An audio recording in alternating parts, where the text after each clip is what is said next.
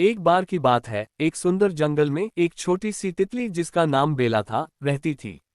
बेला एक रंगीन और खुशमिजाज तितली थी, जिसे फूलों के बीच उड़ना बहुत पसंद था। उसके पंख इतने चमकीले थे कि जब वह उड़ती तो लगता जैसे आसमान में इंद्रधनुष बिखर रहा हो। उसी जंगल के किनारे पर एक छोटी बच्ची, जिसका नाम बाबी था, अपने माता पिता के साथ रहती थी। बाबी एक बहुत प्यारी और दयालु लड़की थी। उसे फूलों से बहुत लगाव था और वह अक्सर अपने बगीचे में फूलों की देखभाल करती थी।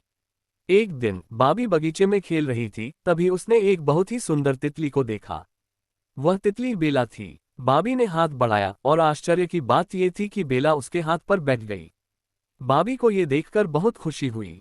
उसने धीरे धीरे बेला को सहलाया और कहा, तुम कितनी सुंदर हो, मैं चाहती हूँ कि तुम मेरी दोस्त बन जाओ।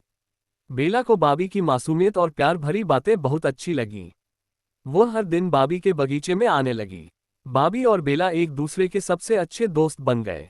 बाबी ने बेला को हर तरह के रंग बिरंगे फूल दिखाए और बेला ने बाबी को फूलों की दुनिया के रहस्य बताए, जैसे कि कौन से फूल पर सबसे मीठा रस है और कौन सा फूल सबसे अच्छी खुशबू देता है। एक दिन जंगल में एक बड़ा तूफान आया।